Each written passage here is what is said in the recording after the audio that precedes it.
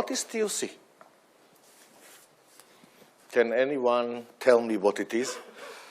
You know, there was a time that it was so easy to define, but then it grew and mushroomed, and now what the hell is it?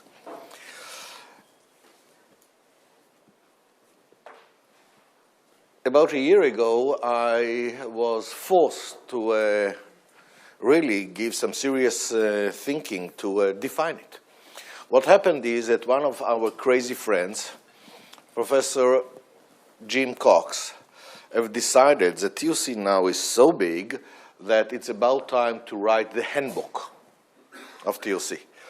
So he went out and marked about 40 TOC world experts and approached each one of them and convinced each one to write a chapter for the handbook, giving him a title. And then he said, okay, you can write the introduction to the handbook from the perspective of the founder. Now, how can you say no now? So I said, fine. But then, what do you write? What am I going to write? How do you put an introduction to all of TOC without being totally stupid? So this took a lot of time thinking. I think that what helped me was a very famous story in the Jewish tradition. This is a true story. It's about around 30 AD, which means almost 2,000 years old. And the story is about a Gentile, a non-Jew, that came to the two great rabbis of his times and asked each, will you please teach me all of Judaism at the time that I can still balance on one leg? So one of them chased him out of the house, very brutally, but the other one have answered. And the answer has become very famous, and after that there was so much studying to study the answer. The answer was, don't do unto others what you don't want others to do to you. This is all of Judaism. Everything else is direct derivatives. Go and study. What a fantastic answer. By the way, it took hundreds of years to decipher it. In other words, to prove that really all of Judaism can be deduced directly, one-to-one, from one single sentence. And this gives a new meaning to what is TOC. In other words, can you come up with one sentence that encompasses all of TOC as it is now and as it will be in the future, and you have to prove that all what we see under this umbrella of TOC can be derived directly from that sentence. Quite a big challenge. I started to work on it, and then I found to my amazement that probably it is possible to condense all of TOC, not to one sentence, but to one word. Of course, after that, it took me months to prove that, yes, from this word, directly all of TOC is coming out. But the thing that was amazing to me as well, not that only all of TOC is coming out, but what came for the first time so clear in my mind is that all the evolution of TOC came out one-to-one. In other words, the evolution of TOC is not done by fluke. There is only one way it can evolve, and that's how it evolved. And it's all coming from the base of TOC, which is only one word. Can anybody guess the word? When I've asked the same question in Latin America just a month ago, Alejandro, one of the real world TOC experts, have answered, he knows, and the answer is, oh shit. But this is two words, not one. I think that the word that encompasses all of TOC is that you can derive, and that's what I will try to do in the next 3 hours, that you can derive all of TOC from it, is a word that will not come as any surprise to you, the word focus. And everything comes from that. So let's go about it systematically. Do you mind? Hello? Is it okay? Yeah, please. Fine. First of all, you go to the dictionary to find the definition of the word focus, and don't be shocked. You will find about 20 definitions, most of them totally unrelated to what you had in your mind about focus. It's more relating to geometry and to physics of what's the meaning of focusing rays and so on. So let me start with suggesting a definition that, at least for me, is intuitive. And I think that most people, at least in the TOC community, when they talk about focus, they really mean what is said here. And the choice that I had for this word, the definitions that I had, was focus, do what should be done. That's focus. Intuitively, it's quite understandable. Fine. Wait. Why is it so difficult? Just so many things that should be done. So do them. What's the problem of focusing? Oh, yes, you may say that, yes, because there are so many beneficial things that we can take, we simply don't have enough time or enough money or enough resources to do them all. But then the guideline will be the more the better. So what is a real problem? Actually, I think that the real meaning of the word focus appeared about 200 years ago because of the work of a person called Pareto. We all know the Pareto principle, okay? The 80-20 rule, if you want. 80% of the impact is coming from just 20% of the elements. Like, for example, if you are looking on the total population of a country, you will find out that 20% of the, how do you call it, points contribute, 20% of the points contribute to 80% of the population. Or if you look on your own business, you'll find out that 20% of your clients are contributing 80% of your income. What does it mean immediately? If the rule is actually that if we look on reality, we find out that 20% of the elements contribute 80% of the impact, this means that you cannot arbitrarily choose what should be done. Because if you've chosen the 80% rather than the 20%, the difference in performance is humongous. It's factor of 5. Or even more, because inside the 20% also you have this hierarchy. So focusing becomes not a triviality. How do you find what really you should work on if you want to get more of the impact? The amazing thing is that people ignored what Pareto himself was highlighting. And Pareto himself bothered to say the 20-80% rule is correct only when the elements are not dependent on each other. But when you have interdependencies, the situation becomes more extreme. He himself wrote it. And somehow we ignore it, because let's face it, if you are really looking into it, you'll find out that the more interdependencies, and by the way, the more variability, the more extreme the situation becomes. Now, in organizations, do you agree with me that there are immense amount of interdependencies? It's unbelievable the number of interdependencies inside an organization. And at the same time, the variability is not exactly small.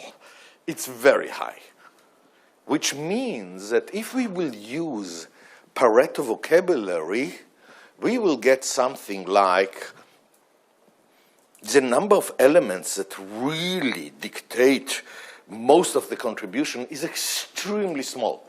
The constraints. Well, using the Pareto vocabulary, we will get something like 0.1% of the elements are responsible for 99.9% of the impact. Now, focusing becomes totally different. Is it understood so far? Hello? Absolutely. Now, it's not a triviality anymore. But before we go on, I want to stress a point. First of all, this knowledge that if you are dealing with a system of interdependencies, the number of constraints is very, very small, is a knowledge that was researched in depth in physics in the 19th century. Anyone that knows a little bit about physics knows the name Lagrange, and he spent all his life on it, showing what the meaning of it, to what extent the number of constraints are small in an interdependent system. But first of all, let me clarify some huge mistakes that until today I find out that people are making, which is the minute that you understand that we are dealing with organizations or with systems which contains a lot of interdependencies and variability, you understand that the number of constraints is very, very small, and immediately comes the new vocabulary, which is constraints and non-constraints. Or, if I'm going back to the origin of TOC, the first 5 years minimum, the whole world of TOC was just production. So the words that I've used then was not constraints, even though that's the words that Lagrange have used. I was using the word bottleneck and non-bottleneck, which is correct for operation. What I found out, to my amazement, from the minute go and even today, that people equate non-constraints or non-bottlenecks as equal to non-important. This is a huge mistake that will lead you directly into the wall. We acknowledge that there are interdependencies. What does it mean immediately? It means that if you will ignore a non-constraint, a non-bottleneck, through the interdependencies with a bottleneck, you might impact the constraint to the extent that the whole performance of the whole system goes down to basically zero. So what do you mean that it's not important? Non-constraints are very important, and you cannot ignore them. The difference between constraint and non-constraint is something else, which is the prevailing notion that still override almost all of us all the time is that more is better. If you see an action that is beneficial, more is better. This is correct only for the bottlenecks, for the constraints.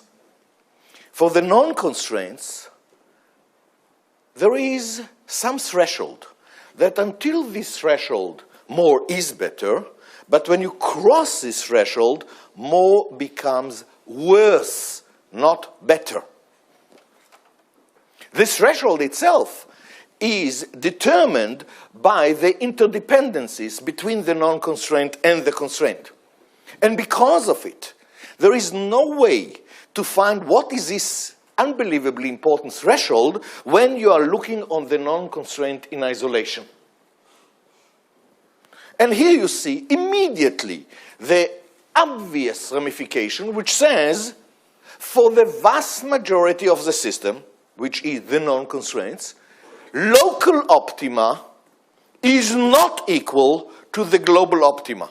In other words, if you look just on the non-constraint and you will do more is better, then you will not get better results of the whole system. You might get much worse result of the system. You see how it is immediate derivation? Yes or no? Hello? Fine.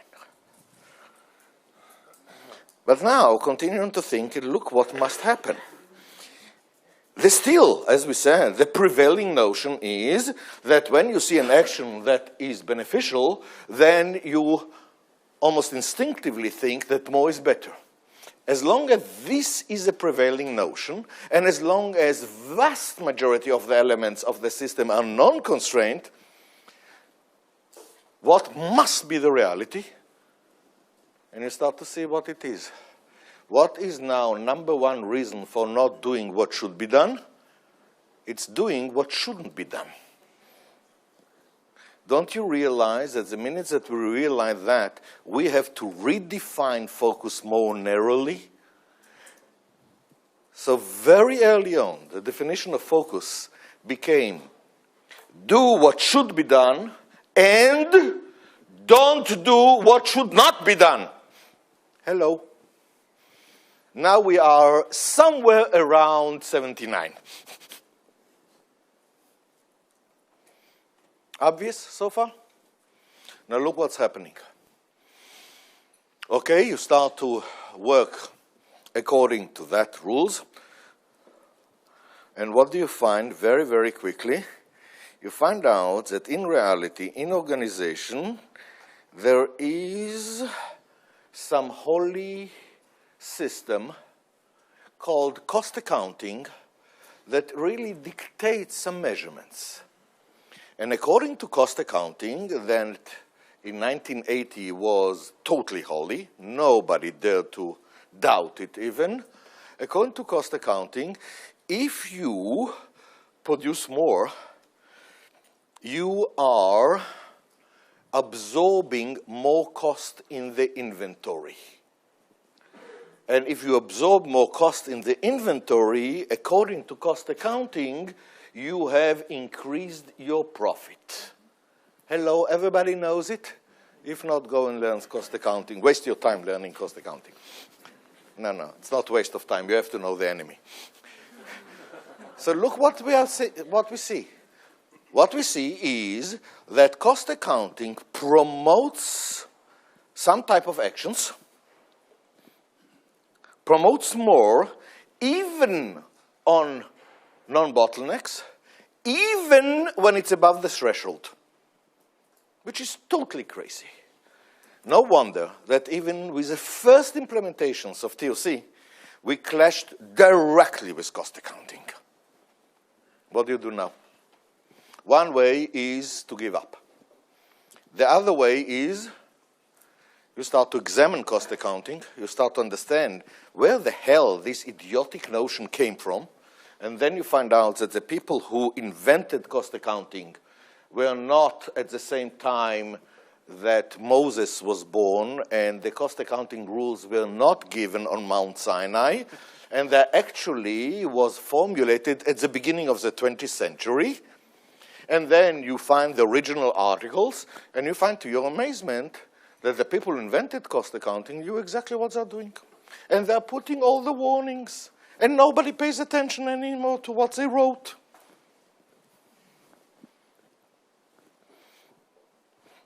And basically, if you read the original articles, you see that they gave all the warnings of the fact that cost accounting is an approximation, and they say when the approximation will break, and all our conditions are exactly what they warned us. And they said explicitly, if these conditions are changing too, and they had the vision to see that it will change, then don't even dare to use what we are suggesting here. And nobody pays attention.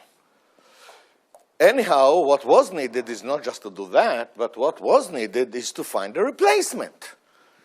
And that was not exactly easy because cost accounting really was used in order to answer a question which is, what should be the price of our products?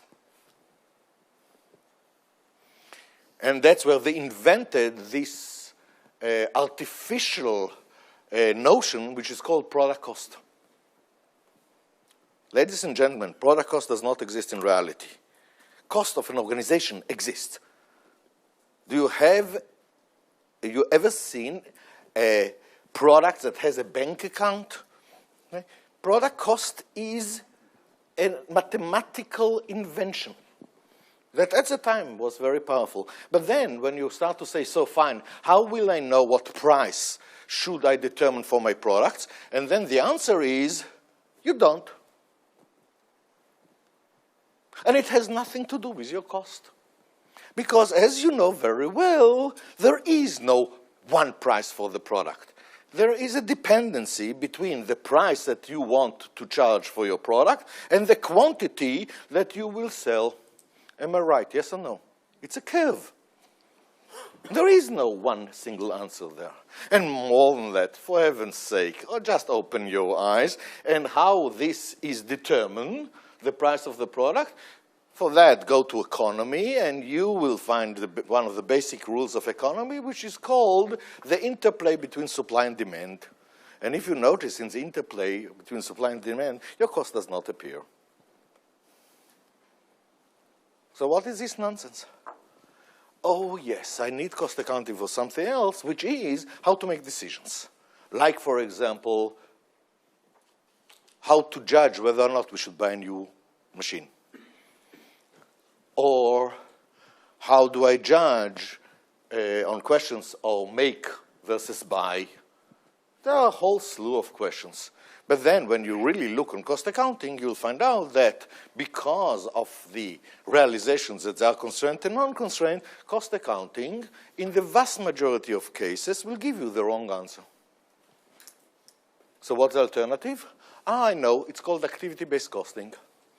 This was invented by a very good friend of mine, Bob Kaplan, and I think that we already agree that activity-based costing is a very, very elaborated way to get different wrong answers.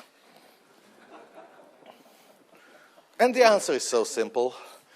Basically, we need an alternative in order to know how to make all these decisions, not in order to get product cost, because this is simply not the right question at all.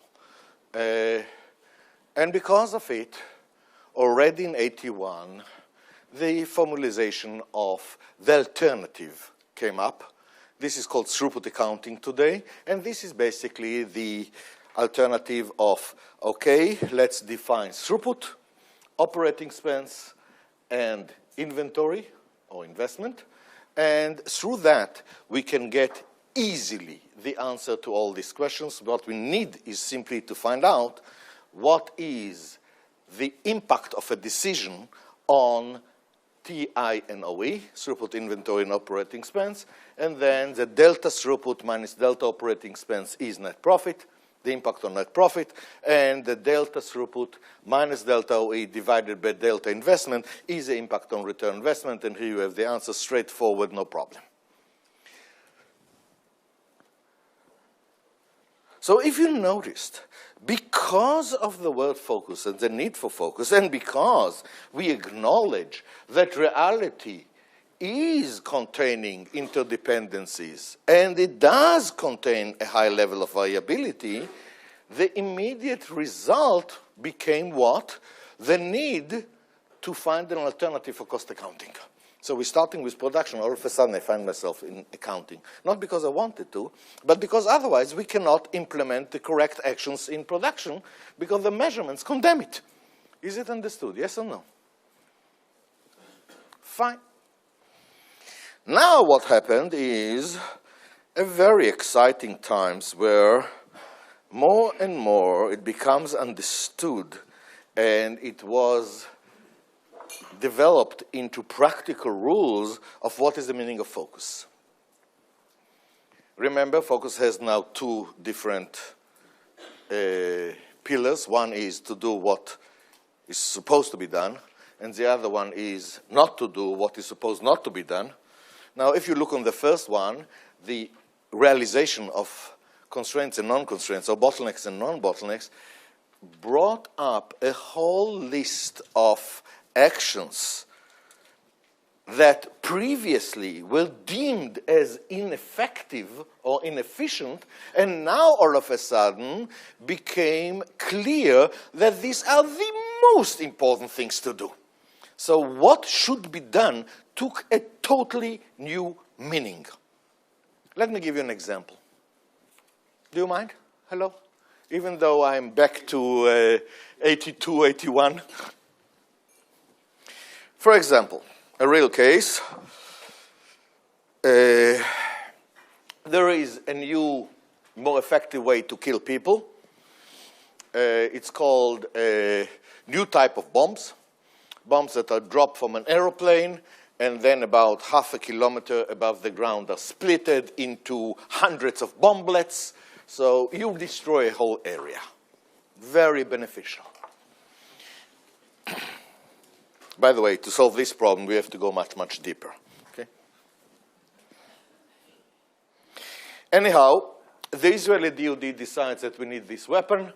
So they commission TASS, which is a large company in Israel which produces ammunition, and they finances the huge line to produce these bomblets. Very expensive line. These super ultra automated machines, very, very big.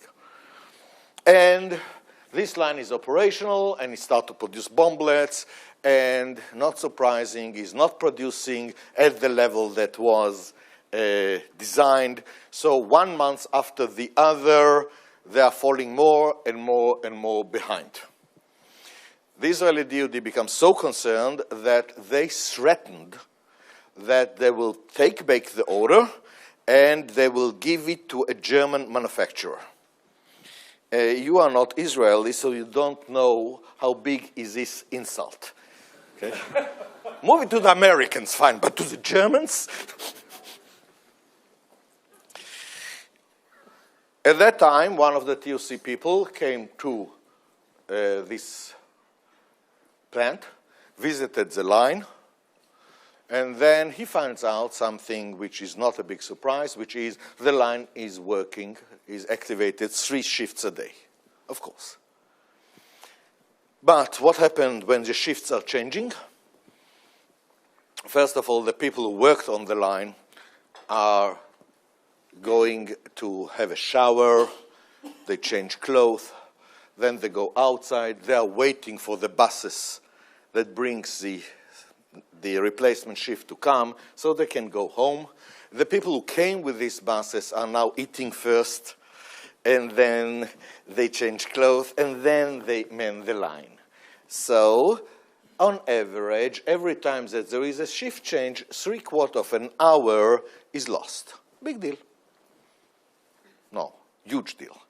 So you analyze the line, and it's very easy to find out where is the bottleneck of the line. As a matter of fact, every person, not every manager, but every person that works on the line knows very well where the bottleneck is. And this bottleneck is a very complicated machine that is manned by 3 people. And the idea is very simple, of course. These 3 people should continue to activate this machine until the replacement have already eaten and changed clothes and are coming and are replacing them so the machine does not stop for 1 second. Now, these people that have just been relieved can go and shower and change clothes and go home. By the way, 3/4 of an hour each shift. This means about 10% more. That was about the gap. What was the answer when it was suggested such a triviality? How are they going to get home? The buses have already left. Get a taxi.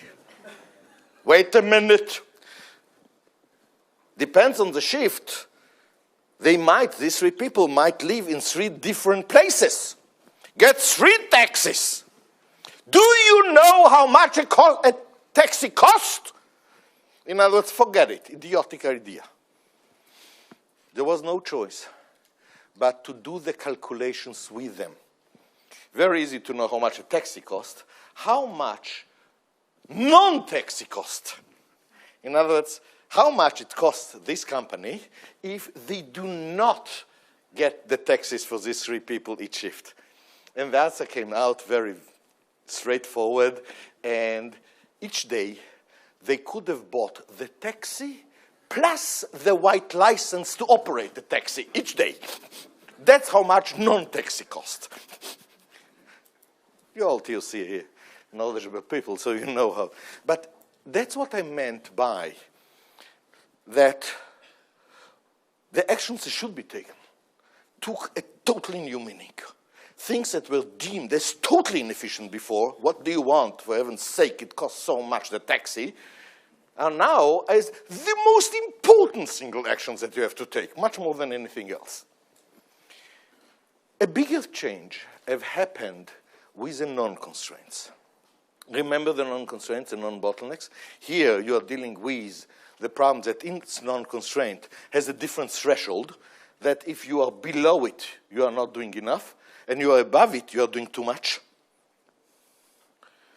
So the problem was, and very early on it was obvious, it's totally impractical to monitor and control each non-constraint separately. You have to put a mechanism in place that in one shot, or two shots, tells how much each one should work and when to stop to work. Okay? Actually, when you look on it, the latter part of focusing, what should not be done, was even more tantalizing. Because all of a sudden, you're coming into the world of efficiency, and you say, two people don't work. So what should we do? Stay. Oh, can we do something else? No! Stay, because who knows, maybe in the next second you'll be vital that you'll be here. You stay, idle. My God, what a tantalizing. Thank God that at that time, and I'm now talking about the early 80s, already two other things were known. One was very well known, which is assembly lines. In assembly line, you have limited space between each two work centers, and when the space or the conveyor belt is full, nobody regards a worker on assembly lines that continue to assemble and drop things on the floor as efficient. So when the conveyor belt after you is full, you must stop. Until when? Until it's not full, until there is some space. But this is different. In what sense is it different? Because it's simpler. So if it works in simple cases, it means that it will not work for you. Never mind. What really saved the day is just in time. I'm talking about the work of Taiichi Ohno. How many of you have heard about Taiichi Ohno? Raise your hand. Not enough. Taiichi Ohno is one of the greatest thinkers in industry of all times. That's the one who invented the Toyota production system. He took it much further than Henry Ford. And yes, the same thing. When you don't have a Kanban card, what are you supposed to do? Nothing. Can I do something else? No. Wait. Same thing. Of course.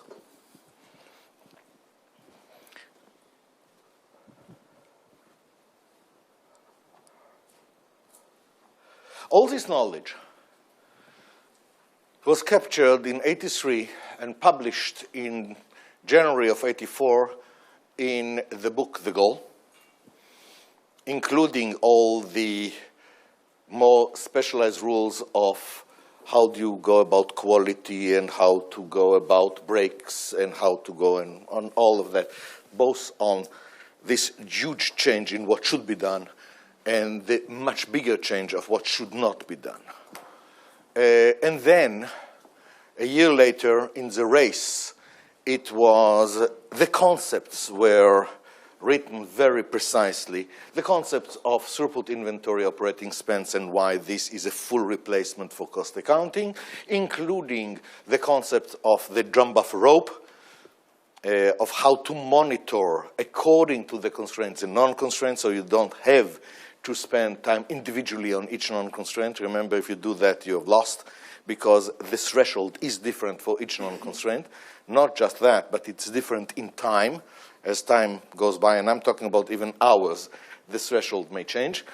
But more importantly, the measurement system was put in place because now you still have to address the meaning of focus, which is if you have more than one thing that you should do, what do you do first? Which is basically still focus. And all buffer management and the three-color code of the priority was invented and formulated in The Race.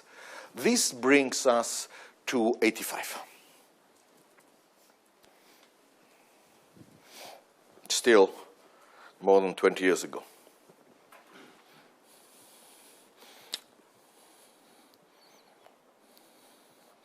What happened then is that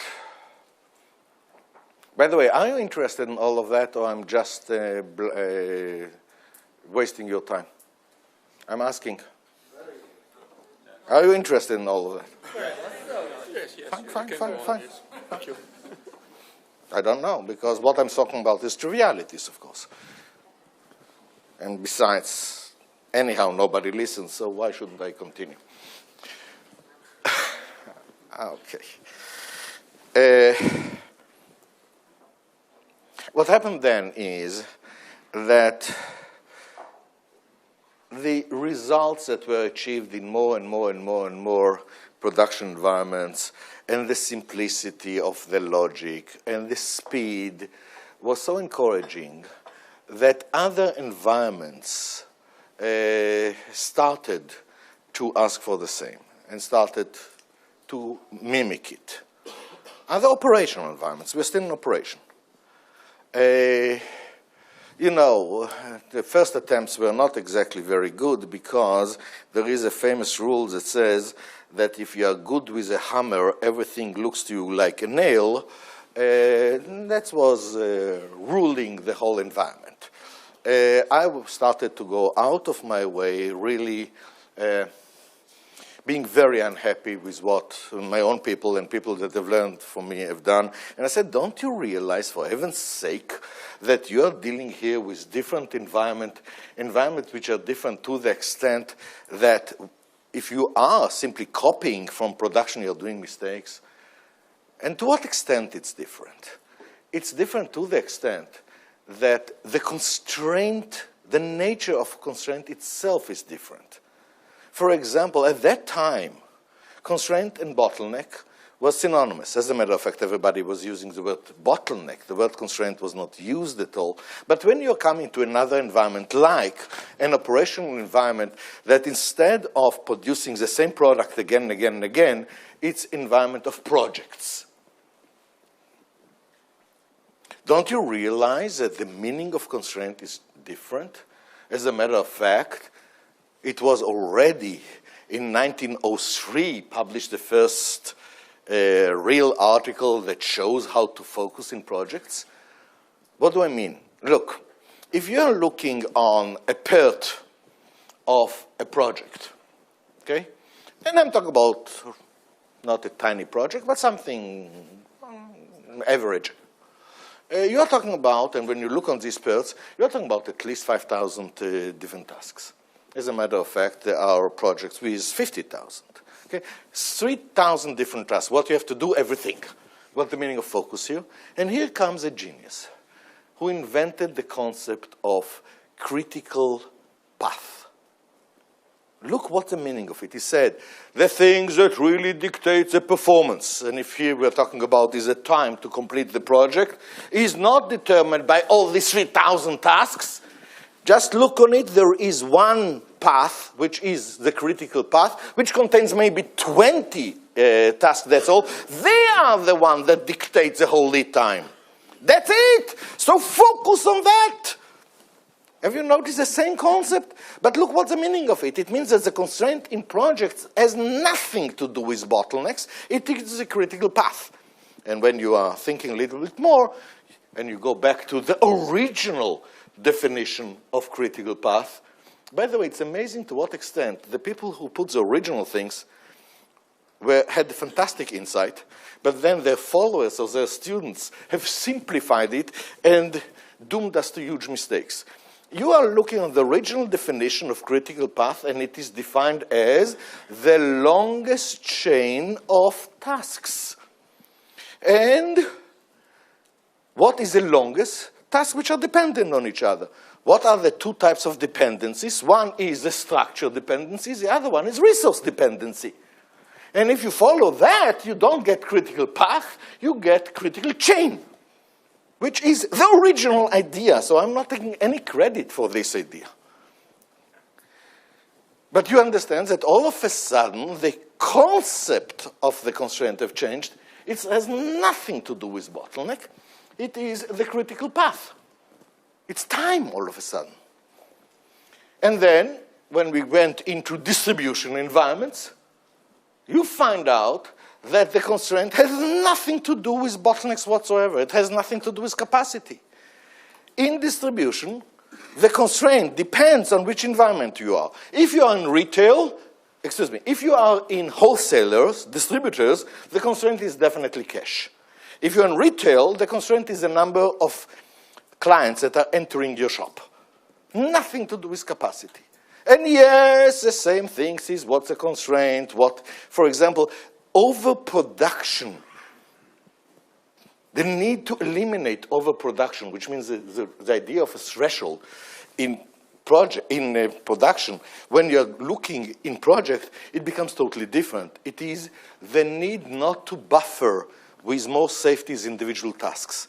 And if you're looking at the distribution, it translates, overproduction translates into don't ship ahead of time, rather than don't produce ahead of time, hold it back, okay? But then what happened is it became so apparent that the word bottleneck is misleading, so we had to replace it, and we've replaced it with the word constraint, but also the need to now clearly verbalize the focusing process was screaming hell, and that's why at that time, the 5 focusing steps was at the first time verbalized. Identify the constraint, decide how to exploit the constraint, subordinate everything else to the above decision. This was formulated in '87.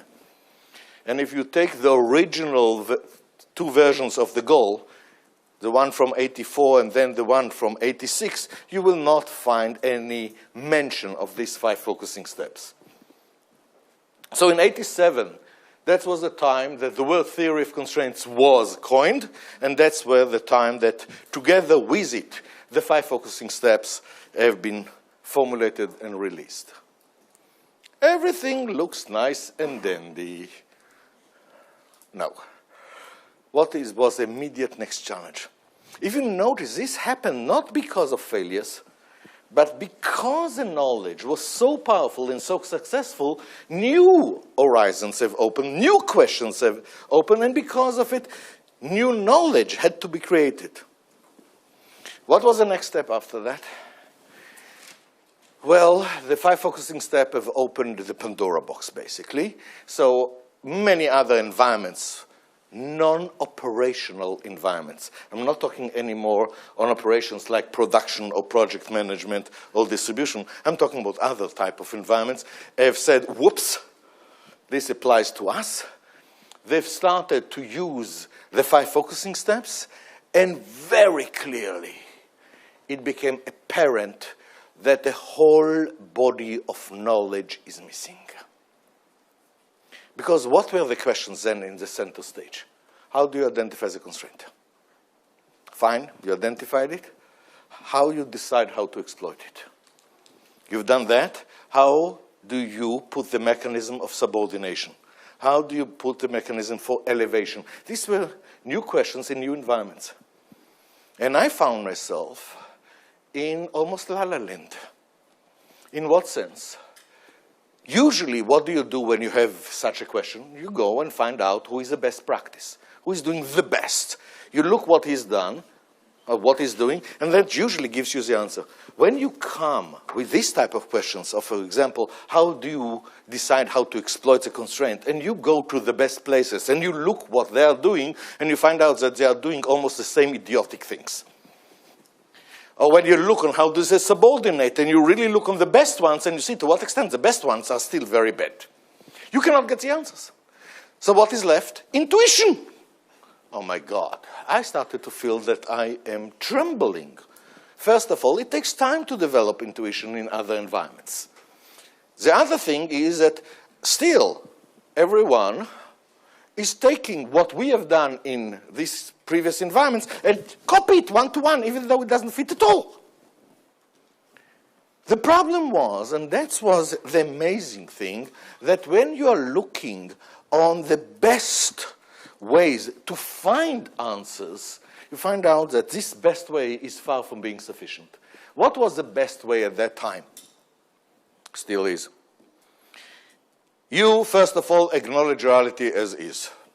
You are looking courageously at gaps between the current situation and what you want it to be. In other words, you are looking on problems. Then you don't go blindly.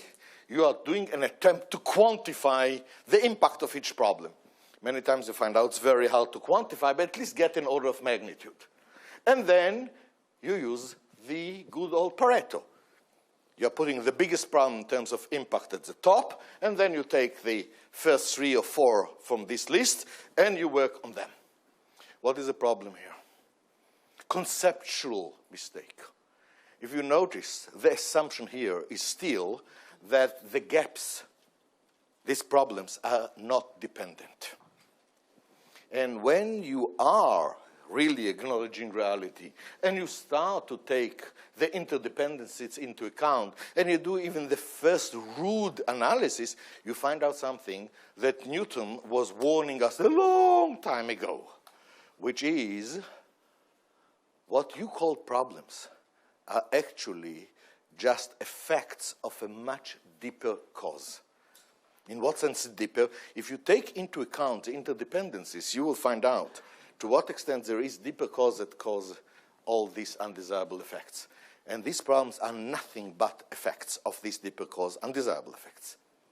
But then the real bewilderment starts when you notice that once you identify the core problem, you start to realize that most of the recommendations given by prudent people that were given when you look on a problem in isolation, on undesirable effect in isolation, most of the recommendations, when you now acknowledge the core problem, you'll find out that they're definitely much less effective in terms of the impact, but many, many times you find out that's the wrong actions. In other words, the answers that you get when you look on each UDI separately, the answers that you get in terms of what to do, when you do the full analysis, many times it turned out that this belongs to exactly the opposite group. It's something that you shouldn't do. In other words, where is the systematic way to do what? How to answer the questions of identify the constraint, how to answer the questions of how to decide on exploiting it, how to answer the questions of how to subordinate, and so what is the systematic way to go about it? And it was obvious that nothing that exists there works, except for something that was existing in a long, long time since Sir Isaac Newton, which is a scientific approach. Unfortunately, nobody verbalized it. 3 years of real collaborative effort to formulate what is now known as the thinking processes.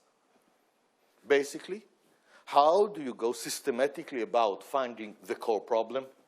How do you find a solution which is not a compromise? And how do you trim away that and ensure that this solution will not generate new undesirable effects? These are the thinking processes. By the way, very interesting, in parallel, the same problem was recognized in Toyota. And one of the pillars in Toyota is something called the 5 whys. What is the meaning of the 5 whys? You see a problem. To say 1 why is to deal with the cause of what? The immediate cause of this problem. Forget it, you will stop there. Most likely what you'll do will hurt, not help. You have to continue to ask why, minimum 5 times, in order to reach the vicinity of the core problem. And if you talk with Toyota people, like I'm doing very much in the last year and a half, you'll find out that they said, for heaven's sakes, there is so much charlatanism there. Because to answer the first why is very easy. To answer the second why is not so difficult. To answer the third why is a real problem. And only people that have been really trained for a long time are able to answer the 5th why. And God forbid that you will stop before that. By the way, you know it very well from your own experience. Almost all of you came across a 4-year-old kid. What is the most popular question of a 4-year-old kid? Why?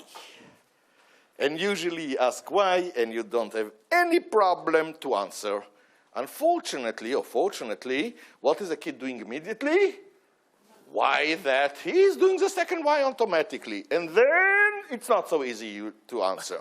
But you answer. And then immediately the third why, and then you say, go to your mother. Just use that and see how damn difficult it is to answer 5 whys. By the way, now that we have developed the thinking processes and we have something called the current reality tree, which is making this job of diving down so much easier, because it's very hard to dive down from one undesirable effect. It turns out that it's by far easier to dive down from many undesirable effects. Hello, one problem is too difficult, take 5, it's easier. Have you noticed it?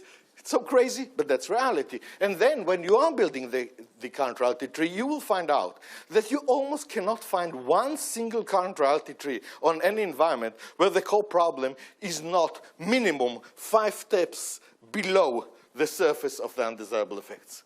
Which means the 5 whys were really good. By the way, what I found out just last year is an amazing thing, which is, you all know that Taiichi Ohno was not the president. He was the head of production. And for a long time, I suspected that the president must have been a real caliber to enable him, to allow Dr. Ohno to do what he'd done, which was such a departure from convention that at the beginning produced bad results, not good results. And to allow him to continue on until the results will be there, which took more than 10 years. Turned out that this boss of Taiichi Ohno was a person called Toyoda, the founder. And the one who came up with the 5 whys was not Taiichi Ohno. It was Toyoda himself. In other words, you are not talking here about one genius that have done the revelation. You're talking about a combination of 2 that work perfectly with each other. Very, very rare in history. Anyhow, what happened is that in the period of 89 to 92, many people have joined forces in order to verbalize and to check the thinking processes. This was a huge step forward, because now we have the systematic way of how to answer the questions that must be answered if you want to focus. And basically on any environment. This brings us to 92, and at that time, I started to write about it.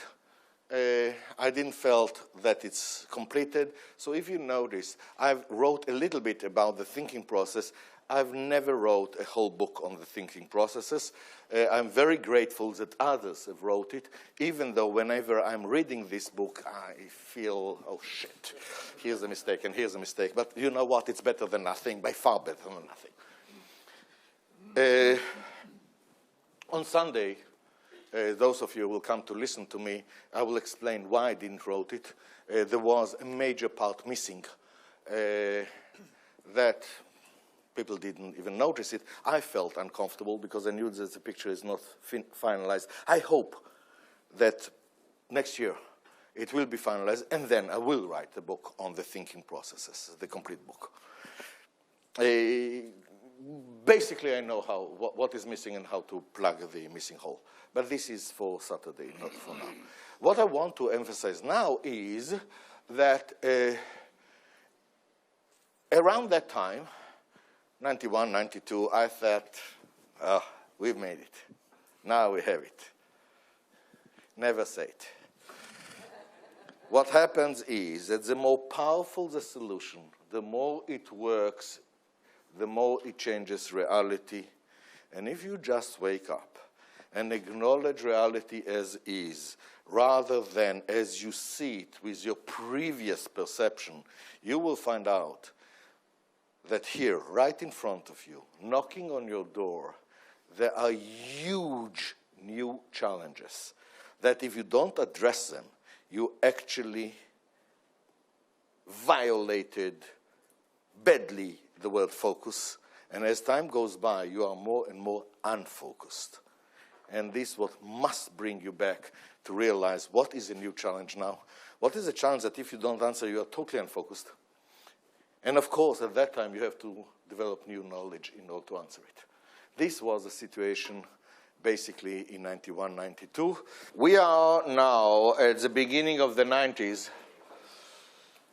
The main work is to complete and polish the thinking processes, but life goes on. And more implementations of TOC pops everywhere. My friends, those of you who were working so hard at that time with me, or not with me, on theory of constraints, let's face something. The biggest impact in terms of causing implementations of TOC did not came from our direct work. It came from the book, The Goal. I think that at least 100 times more implementations were done by the book without any one of us involved than implementations that involved any one of us.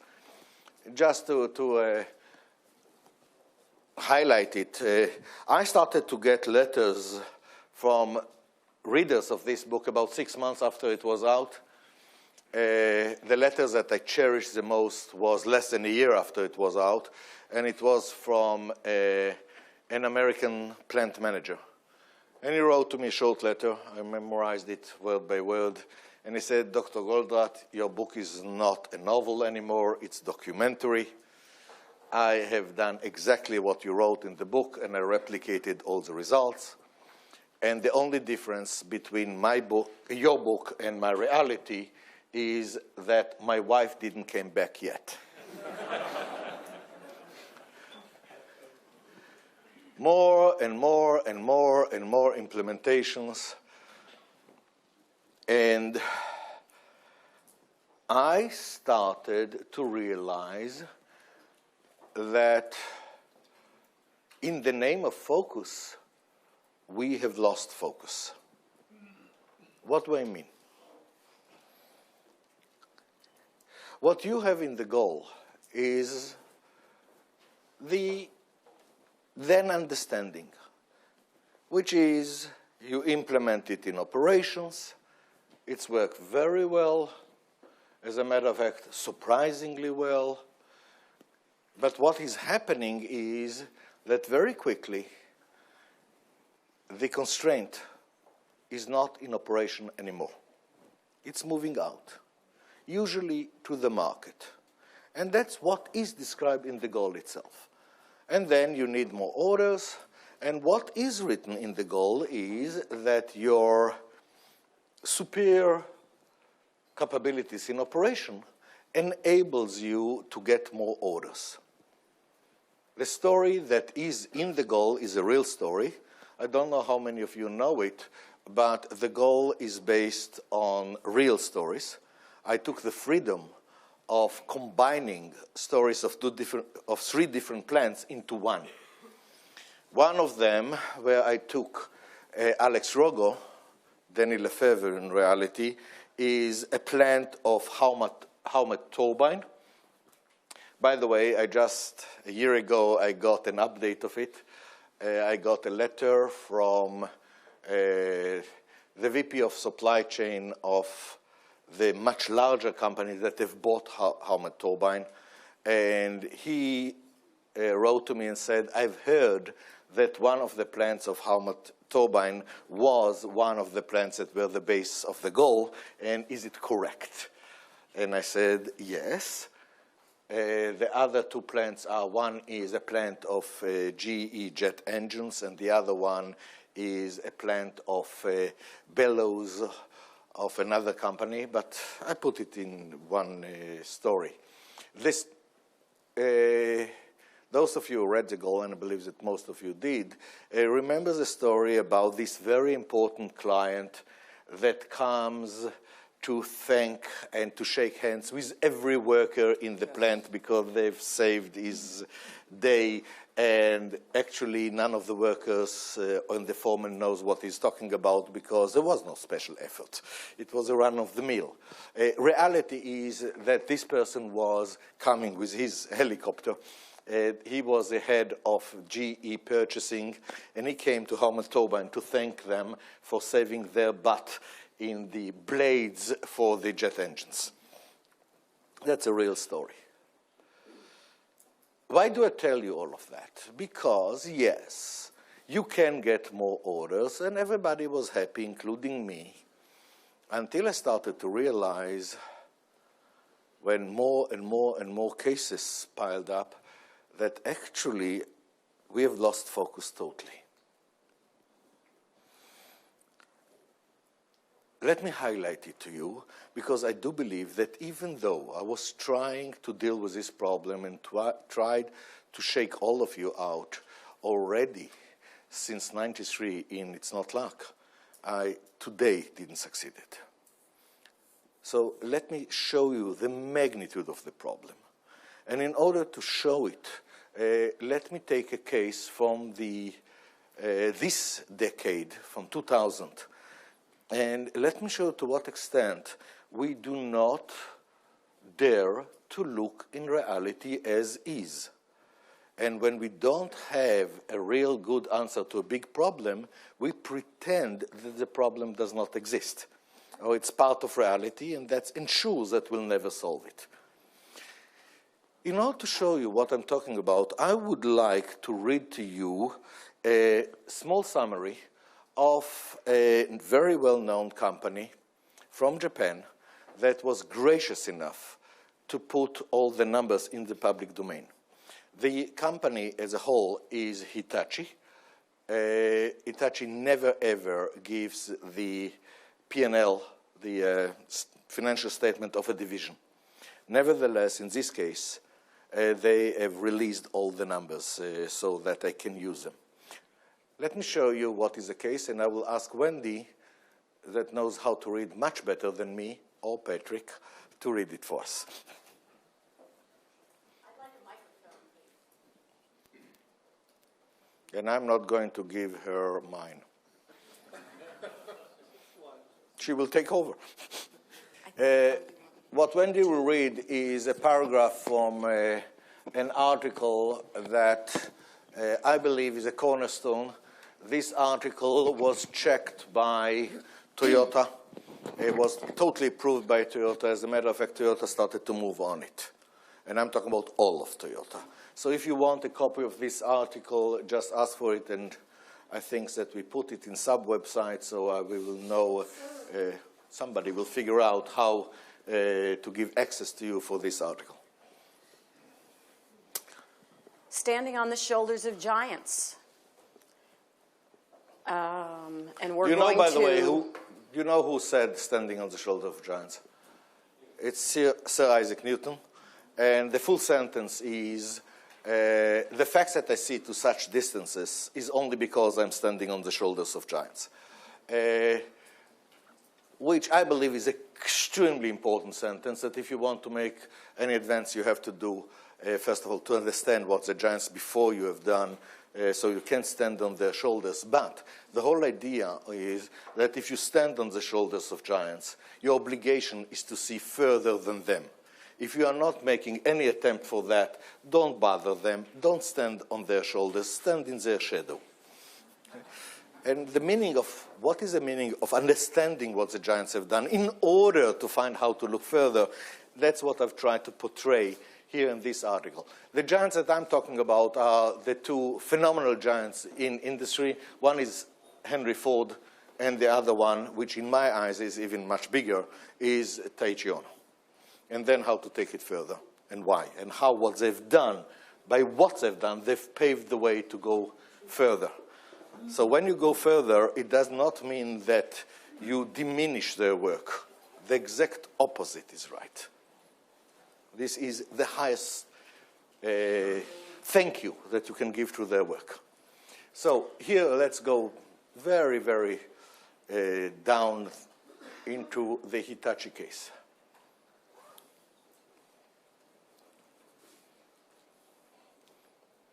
And Wendy, please read it. The example of Hitachi. Hitachi Tool Engineering Limited, a 24 billion yen company, designs and manufactures over 20,000 different cutting tools. The demand for most of their products is sporadic, and the customs of their industry force them to launch new product families of tools every 6 months. When new product families are launched, the older families become obsolete. It's no wonder that their efforts to implement lean were unsuccessful. By the way, they've reported of 6 huge attempts to implement lean. All of them failed, even when they've used people from Toyota to help them to do it. In other words, it was not lack of effort or lack of knowledge. Simply the environment is too different to enable the mechanism of lean. The mistake is not to differentiate between the mechanism and the concepts. And if you start from the concepts, there is a very nice application that can propel the company into the new heights. Hitachi Tool Engineering Limited started implementing DBR, drum buffer rope, in one of their 4 plants in Japan in the year 2000. The jump in due date performance from 40% to 85% that was associated with cutting work in process and lead times in half, along with the ability to ship 20% more products with the same labor force, encouraged them to expand their implementation. By 2003, they had implemented DBR in all 4 plants. The drastic reduction in lead time and the much better responsiveness enabled a reduction of inventory in the supply chain, the distributors, from 8 to 2.4 months worth. The reduction of inventory improved dramatically the distributors' return on investment. It freed up their cash, and it strengthened their relationship with Hitachi. It's no wonder the distributors expanded the range of Hitachi tools that they were offering, leading to an increase of 20% in sales in a stable market. The true impact is revealed when we evaluate this company's bottom line performance in light of the fact that during the period of 2002 to 2007, the price of raw materials, metals, increased much more than the increase in the selling price of cutting tools. Under such conditions, the profits of the company should have vanished. Instead, the annual net profit before taxes of Hitachi Tool Engineering Limited increased from 1.1 billion yen in the fiscal year ending March 2002 to 5.3 billion yen in the year ending March 2007. A 5-fold increase in net profit in 5 years. The profit ratio of Hitachi Tool Engineering increased from 7.2% in 2002 to 21.9% in 2007, the highest ratio ever reported in this type of industry. Nice? I can't hear you. Nice? Everybody? That's my problems with you. Because when I read it, I said, oh shit. The fact that they are number 1 in the world should not obliterate the fact that this is the opposite of focusing. So let's look on it again. And let's talk a little bit more in, not just in their example, but in generic case. Ladies and gentlemen, this is a very typical case. You put TOC in operation, and depends what you're doing. If you don't know what you're doing, within a year, you chase the constraint out of operation. It's in the market. If you know what you're doing, it takes about 4 weeks. And the constraint is now in the market. Okay? What we don't pay attention is, and that's my problem, that this improvement, huge improvement in operation, not only enables getting some more sales, but it actually created the dream. It created a decisive competitive edge. How many companies you think have a decisive competitive edge? Many companies can compete. How many have a decisive competitive edge? To answer that, let me define more precisely what is decisive competitive edge. A company that has a decisive competitive edge means this company is able to satisfy clients' significant need to an extent that nobody else can. That's a decisive competitive edge. Lately, some people started to talk about it. How many of you read a very good book called Blue Ocean? Fine. It's an excellent book. What the two authors wrote there was about the fact that most companies live in a red ocean, an ocean which is red from the blood that they are releasing to the water because each one is biting and eating the other one. The concept of blue ocean is you curve yourself part of the ocean where there is no competitors. That's the blue ocean, and then you're really making it. The mere fact of thinking about it is already a huge step forward. This book shows a whole spectrum of examples of companies that succeeded to pave a blue ocean. Unfortunately, the writers are not daring enough. And because of that, all the examples that they're using is to find a blue ocean outside the red ocean, which means going and satisfying a new need.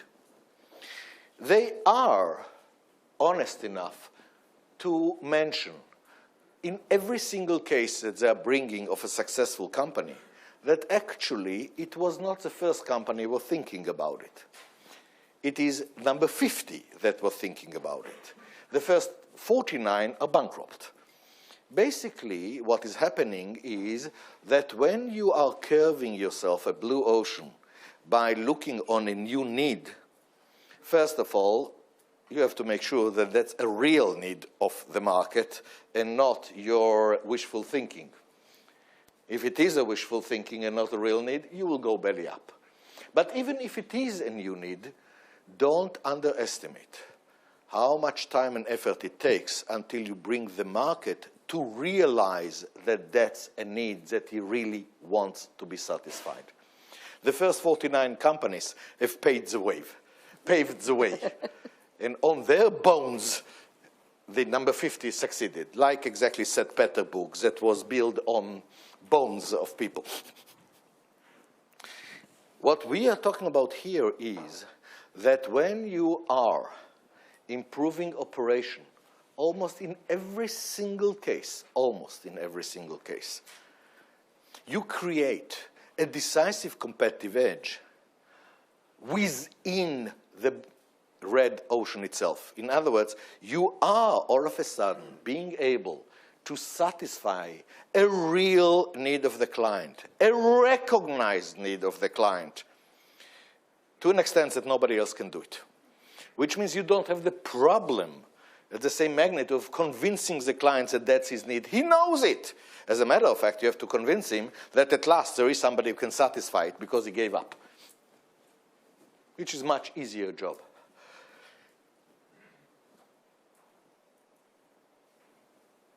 Almost in every single case, the improvement of operation creates such a decisive competitive edge, and people don't pay attention to it. Let me take that as an example.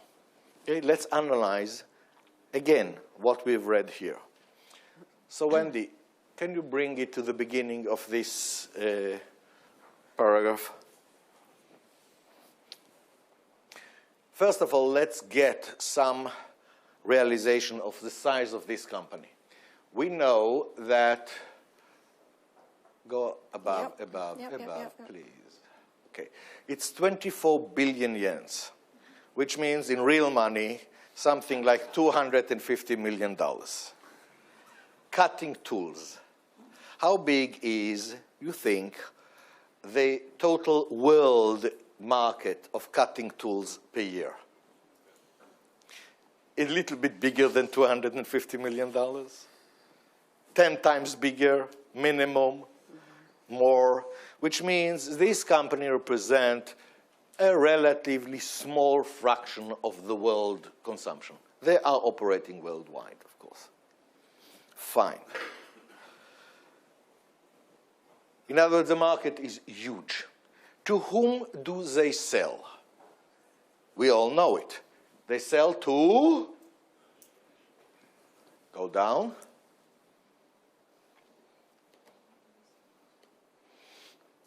they sell to distributors, wholesalers. Okay? These wholesalers, if we will continue to read, it's apparent to us that these wholesalers are not exclusive. In other words, they are buying not just from Hitachi tool, otherwise they couldn't have enlarged the spectrum.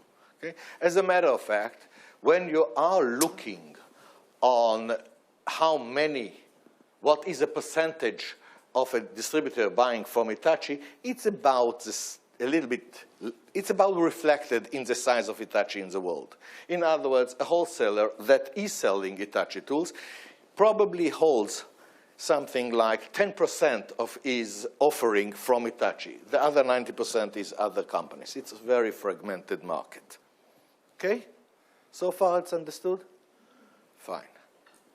Now, put yourself in the shoes of a distributor and look in reality through his eyes, not your eyes, not Hitachi eyes, which is the eyes of a manufacturer. Let's look on the world through the eyes of a distributor. Why is it so important?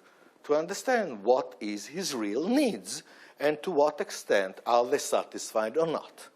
Is it understood? What is the real difference between a wholesaler and a manufacturer? In my eyes, there are two very important differences. The first one is that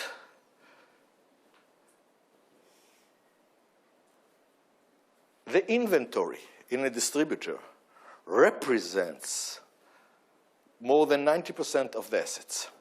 In other words, the cash of a distributor is tied up in inventory.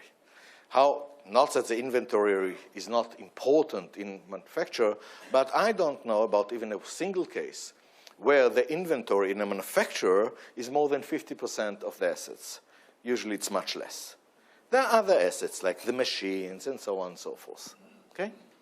So here we are talking about one huge difference. Almost all the money of a distributor is tied up in the inventory.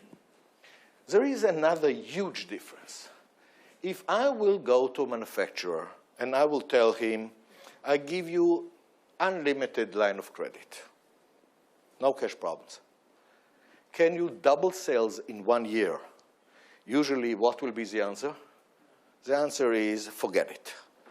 I need more markets. I need to develop more clients. I have to develop more products. Doubling sales in 1 year? Forget it, impossible. If I will come to a wholesaler with exactly the same offer and I will tell him, I give you infinite line of credit, can you double sales in 1 year? What is the answer? Yes, no problem. I will triple the portfolio of products that I'm carrying. I will double sales. Is it understood?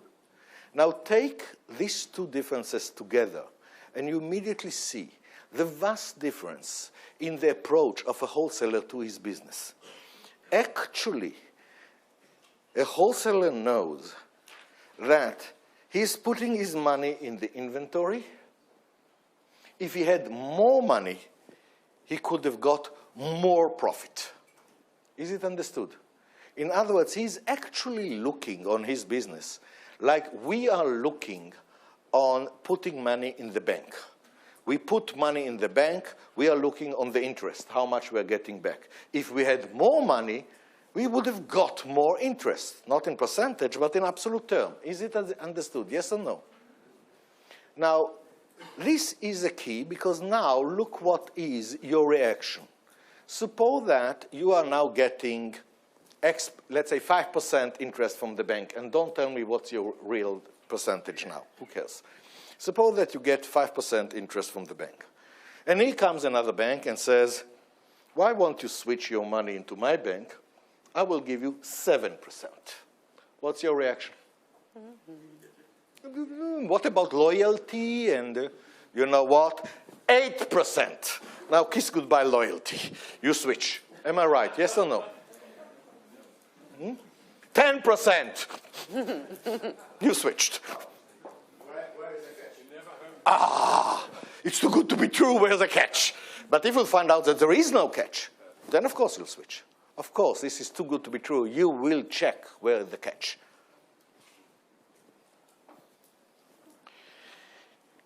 Ladies and gentlemen, look what happened here. What do we know? Wendy, can you read again this? The drastic reduction in lead time and the much better responsiveness enabled a reduction of inventory in the supply chain, the distributors, from 8 to 2.4 months worth. Hello.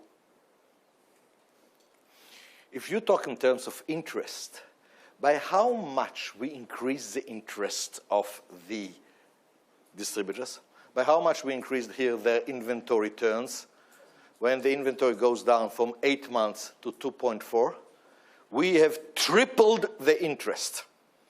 So if it was 5%, we are not talking about 7% or 8%, we're talking about 15%. No catch. More than that, what did we say here? We said, if you go a little bit up, that in their environment, every 6 months, they have to launch a new family of cutting tools. Up. Read it. The demand for most products, cutting tools, is sporadic, and the customs of their industry force them to launch new product families of tools every 6 months. When new product families are launched, the older families become obsolete. Hello. By the way, if you look on how come this craziness happening, they really don't have a choice, because what is happening in this industry, every 6 months there is a world exhibition. If you are not in the world exhibition, you do not exist. And in order to present in the world exhibition, you have to come with a new family of products, which is by far better than the previous family. So you don't have a choice. You yourself are obsoleting a family every 6 months. Fine. Now let's go down and let's see the impact. Now we are in the wholesaler. And what did we say? 8 months of inventory, where every 6 months a whole family become obsolete. What do you think happens to the distributor? He is not exactly delighted. He has to obsolete a whole part of his stock.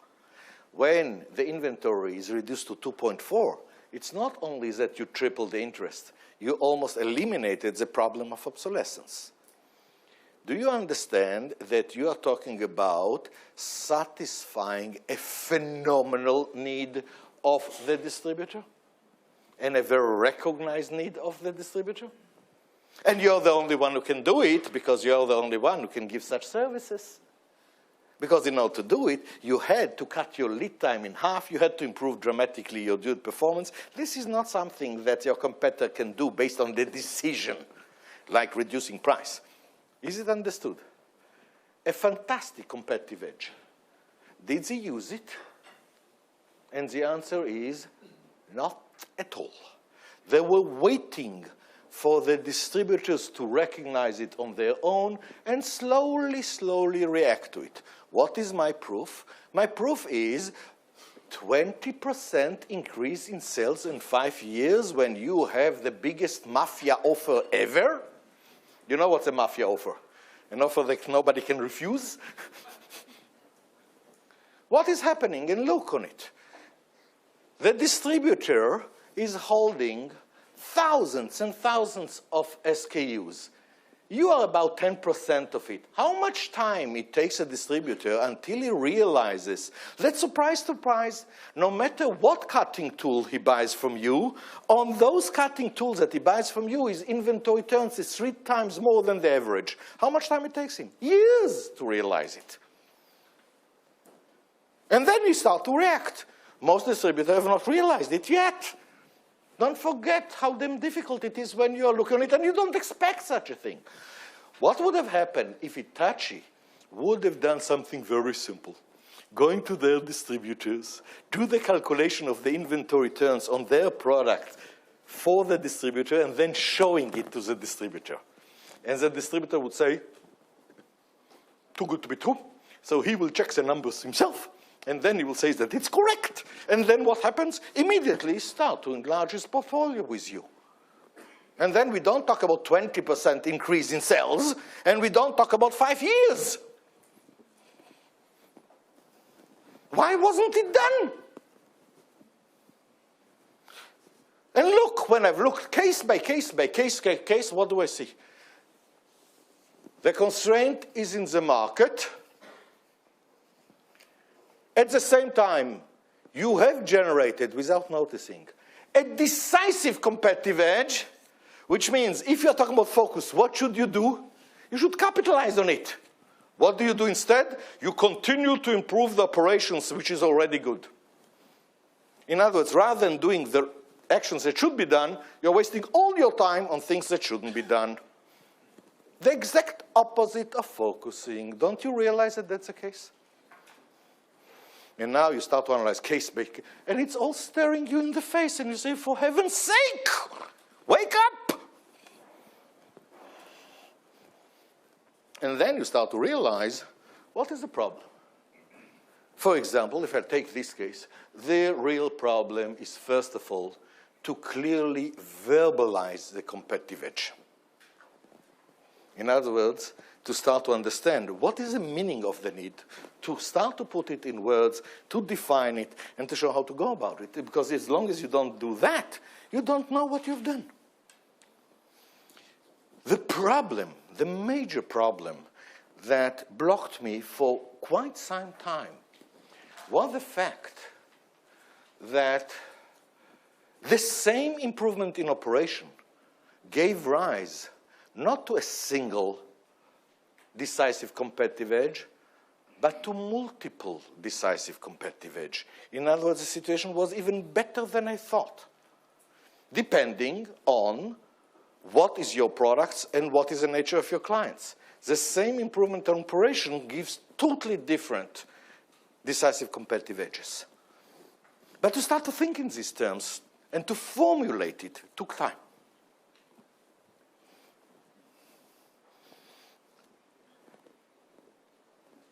Not so much, because already in 93, 94, the main types of competitive edge were formulated. The fantastic breadth of the competitive edges came out. And then I found out, oh my God, this is much bigger than I thought. Why? Because for my talking to companies, I found out that when they're talking about a decisive competitive edge, they almost always talking in terms of technological advantage. In other words, we are coming with a better product. Almost always. What you have to bear in mind is that when you're looking on a decisive competitive edge, you have to look on two parameters, not one. One is the magnitude of the need that you are satisfying relative to your competitors. But the second element is time.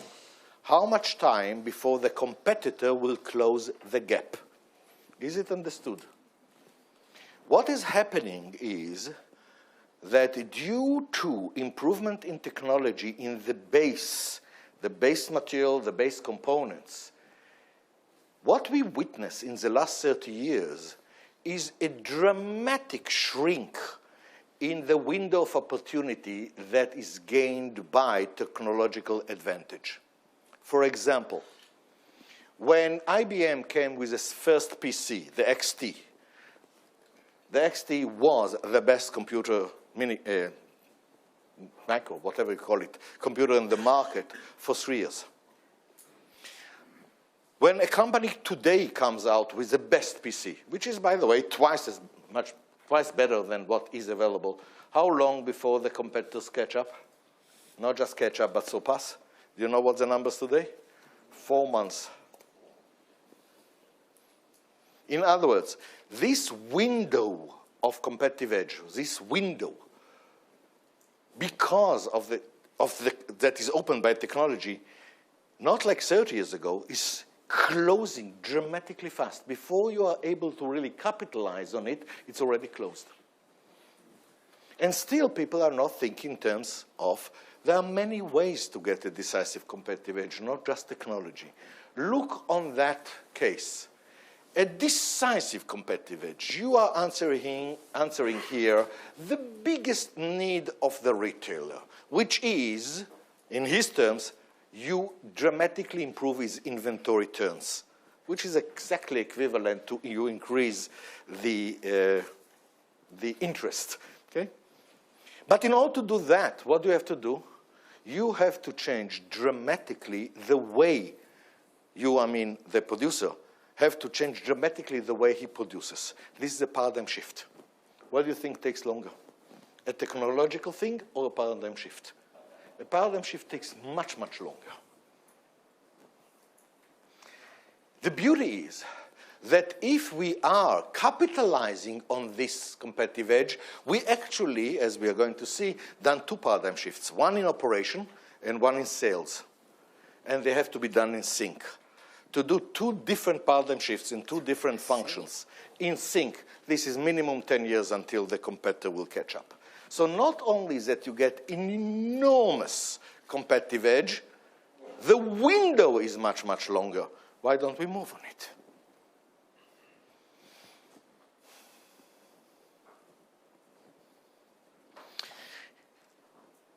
I took the three major, very different from each other competitive edges that is coming from the same improvements in operation. And I have published it in my book, It's Not Luck. Read it again, you will see three very different decisive competitive edges. Because I wanted to show how big they are and to what extent they all stem from improvements in operation, but to what extent they are different in nature based on the products and the nature of your clients.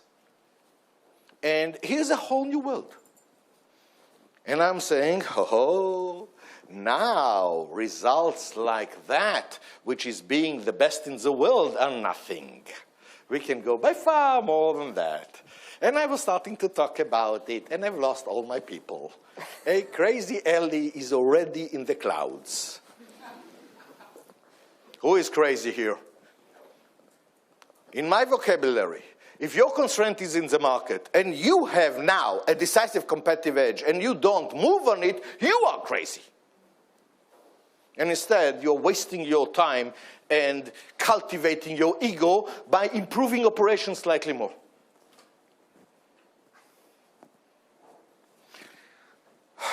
I brought out, It's Not Luck, where there are two things there. One was the formal broad introduction of the thinking processes. Not that I'm explaining exactly how to do them, but at least I'm explaining what they are. And the second one is the main message of this book, the decisive competitive edges that are coming. And nobody pays attention. And I said there must be a reason. Let's continue on.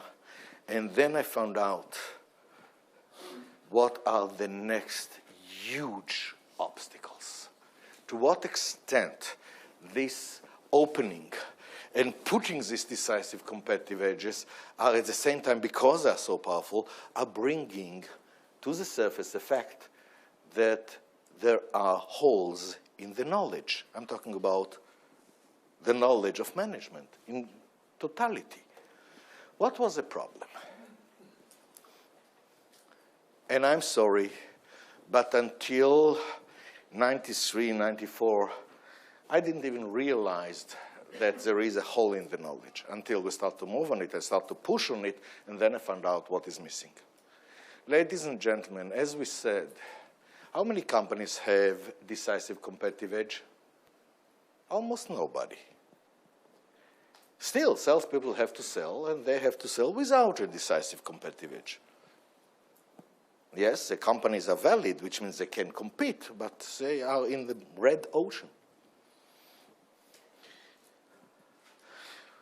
What it took me so long to realize is that when you have a decisive competitive edge, the whole approach to the sales, the whole approach to the sales meeting is shifting 180 degrees. Let's look on how conventional sales meeting is done. You meet with the client. You spend 5 minutes building rapport, which means you talk about golf or whatever. And then you start to talk about your products. And you open the catalogs, and you show samples, and you talk about your products. And once the client is already sick and tired of it, now starts the real thing is you start to fight about price. Am I right? Yeah. Hello? That's a conventional meeting. And that's the way to do it because you don't have a decisive competitive edge. But if you do have it, how is now the meeting going? Forget rapport. You start directly. And what is your first aim? The first aim is to bring your client to acknowledge that one of his decisive competitive edges, one of his decisive needs is not satisfied to his delight. Like, for example, you meet with a wholesaler and you start to talk about how many inventories you're holding, and nevertheless, because of it, and not because of it, in spite of it, you still have shortages. Okay? Which, can you imagine a salesman telling such a thing to a wholesaler? What is he, inviting fire? What is he, a masochist? Which means it's inconceivable if you don't have the answer. But if you have, it means the whole operation starts. Let's talk about the client. Let's talk about his needs. Let's talk about his needs which are not satisfied and how important it is for him it will be satisfied. And you basically put the finger more and more to you and your competitors. And only when the fury of the client is already there, and he said, what? What does he say? He said what he would really like to get from you. Much faster deliveries, much more responsiveness, and so on and so forth. And then you say, fine, let me give it to you. Do you think that it's a hard sale? Because what is now the reaction? Too good to be true. Fine, so let's do a test. I'll show you that we are capable. And you have it. A totally different way to sell. Ladies and gentlemen, the paradigm shift that exists in the sales is by far bigger than the paradigm shift in operation. But when this is over, when this is done, sales are not going up by 20% in 5 years. What a ridiculous thing, for heaven's sake. You have the biggest mafia offer. You have almost nothing of the world. You have the products already, and you talk about in terms of 20%. What, are you out of your mind? But then what happens? First of all, we started to realize we have to invent the whole field of how to do a sale when you have a decisive competitive edge. Thank God here there was also the frame done by somebody else. It was done by Raycom. Did you ever heard about spin selling? He was talking about it before me. So it's simply, what was his problem? He tried to do it also when you don't have a decisive competitive edge. Even then it works to some extent because you are talking about the real thing, which is you talk with the client about him rather than about you. Remember, it's much, what is the most interesting subject when you talk to somebody? Him, okay? So already it's better, okay? But here, when you have a decisive competitive edge, it's unbelievable. Be careful what you ask for, you may get it. Too much, too soon. And that's what we started to find out what happens. In these places that we succeed to do it. And you know who is the biggest block? The salespeople that will tell you that it will never work and you don't understand, and the only way to do it is to take them by the ear to the client, and you are the salesperson, and you talk, and then the client is going wee-wee and wants to start the test tomorrow, and then at last the salesman is willing to listen to you of what the hell have happened here, okay? And then you can teach. But then sales goes up so fast. What happens then? The constraint is back in operation, much faster than you think. And then what happens? You are totally not ready. Totally not ready, and then all your performance that were the base now for the sale collapse totally. You might find yourself in a worse situation that you started. Which means what we needed to do is to develop the knowledge of how do you control the growth. How do you make sure that when sales are going up, you still continue to support this growth and sell, but never ever allow it to ruin your decisive competitive edge. That's the meaning of controlling it. All of that is under the topics of capitalize, which means to turn the decisive competitive edge that you've already done without noticing because of your improvements in operation into real sales. But the most important thing is a sustain, to make sure that the sales growth is such that it doesn't kill everything, but it's controlled very well. Turns out that it was quite easy to develop the knowledge of how to do the sustain. But that opened a new frontier that at the time I didn't realize how big and difficult it is. Because now what we are talking about is the following. What the sequence should be. Either you do it only in operation and then allow for the forces of the market to start to get advantage. This is very, very slow. But it's okay, it's working, like Hitachi. 5 years, and if you are Japanese, you are #1 in the world. If you are an American, you have killed yourself a long time ago. Why? Because the minute that you have revealed 20% excess capacity, what do you do if you are an American company? You lay off the people and then everything collapses on your head. Okay? You came to the people, you told them they improved, now you are rewarding them by laying them off. Do you think that it really works? More than that. Everyone that knows TOC, when he looked on what's written here, and Wendy, please move it to the beginning, know what really happened. Why only 85? It should be minimum 95. Excess capacity that was revealed was 20%. How come only 20%? And the answer is they put the drum buffer rope, but they didn't put the buffer management. So they basically left half of the improvement on the table and working harder. But if they would have put the buffer management, the priority system, this means minimum in their environment 40% excess capacity is revealed. And then the pressure to lay off the people is huge. But when you're doing it right, and immediately at the same time you know what is happening, and you start to train the salespeople and start to bring the orders, nobody even dreams of laying off the people. Which means, and here comes the biggest warning, either you do just operation and leave the constraint out in the market and don't focus, continue to deal with chupchiks, in other words, to continue to improve the operation. You know the definition of chupchik. Everybody knows? No. No? This is the key word in TOC. Chupchik. That's the opposite of focus. Chupchik means pissing in the wind and feeling very proud about it. That's chupchik.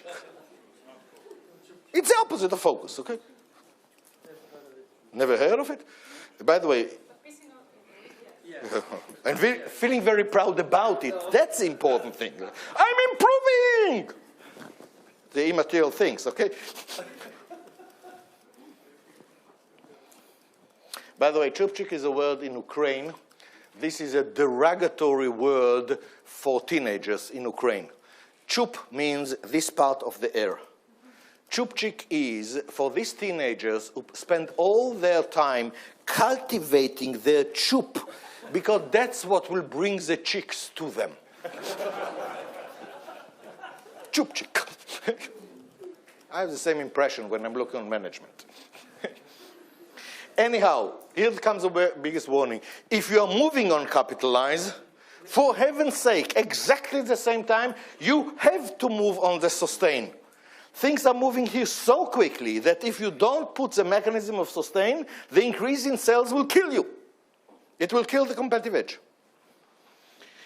Fine, but that was what does it mean? What takes longer?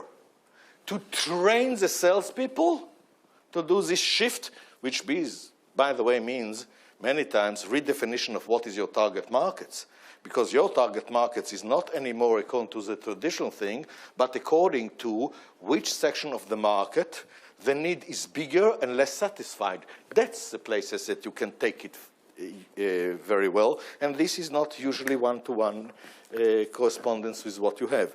So it's a change in marketing, it's a change in sales, it's training the salespeople. This usually takes longer than the change in operation, which is, thank God for that, because now operations have improved enough, and then they can start to pull all the sustain so that you don't have to hold back the sales. Very hard to hold back the sales once they realize, oh my God, I can sell. But this means what? That from the minute go, you don't talk with production alone. You talk with production and with sales and with marketing at the same time. Do you know how it is called in other words? Holistic implementation. And that's a must. And I grossly underestimated to what extent the TOC community, whether it is consultants or whether it is managers in large companies, are afraid of holistic implementation, terrified.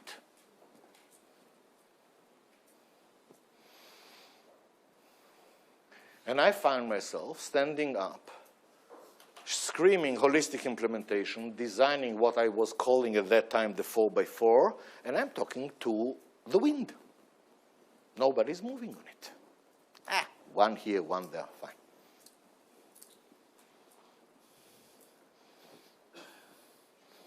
Huge problem. So what I said is, fine, maybe they don't understand that we actually covered all the functions and what is the knowledge. So with Wendy, I am, as a matter of fact, Wendy much more than me, deciding to launch a huge campaign to show that TOC knowledge is improving each and every function in the organization. And for that, we have put together what was called the satellite program. This was a mammoth effort. At the time, internet was not in existence. We had to use satellites. Wendy had to organize a network of 6 satellites. And we have run 8 programs, 3 hours each one of them, 8 consecutive weeks, where I've showed that each and every function in an organization is already, we know how to focus. First one was operation, the production, and the second one was the measurement, and the third one was project, which means engineering, and the fourth one was the supply chain distribution, and the fifth one was marketing and sales, and then human interaction, and then the last one was overall strategy. And I thought, fine, now that it's recorded, now that they see it, they will move. Holistic. And nothing happened. Almost nothing happened. Yes, you're talking about already some companies that have embarked on it, and you're talking about companies that now are the showcases for the next problem that I have ignored. That was probably one of the hardest lessons that I ever had to swallow. Do you know what is the biggest obstacles for achievements? Setting the objective too low. Shall I repeat again? That's the biggest obstacle for achievement, setting the objective too low. And damn it, I was the one who helped to set the objective much too low. I was not ambitious enough. One of the hardest lessons that I had to learn is that whenever I see that people are not doing the obvious, and if you notice, this is what happened on this journey again and again, never ever to find refuge in idiotic excuses like they are conservative, they're idiots, they have other interests, and all this mumbo-jumbo. And to come to realize that they're not moving just because of one thing. There is a missing piece in the puzzle. And it's my duty to find it if I want people to listen to me. If I don't want people to listen to me, that's fine, I can do nothing. But if I do want them to listen to me, then instead of starting to blame people and to start to imagine derogatory things about them, is to put the finger back and to say, a whole part of the knowledge is missing, find it. And when I cannot find it, to say, this means that the piece which is missing is much, much deeper. It's in the base. That's why I don't see it. This is exactly what happened here.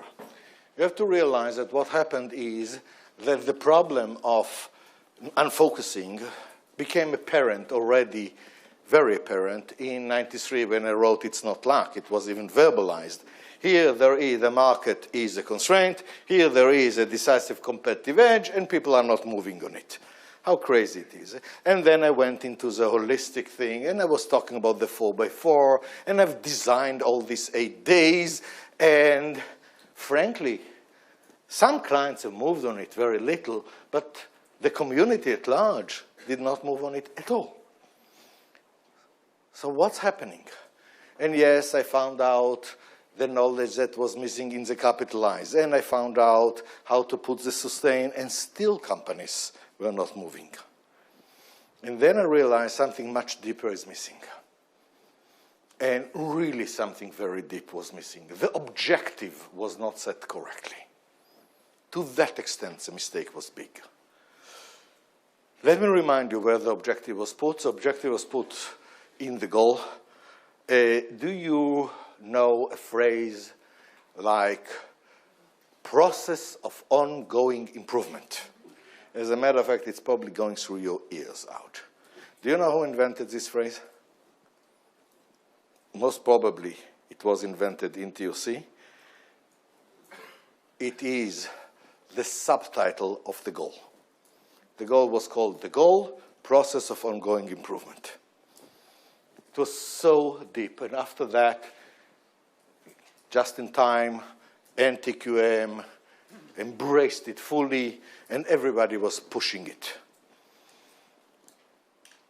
Only at around 2000, I realized what mistake there is in the interpretation of process of ongoing improvement, and to what extent I have amplified the mistake. Let me go back to basics. Process of ongoing improvement. What does it mean? If you just think about it for a second, It actually means that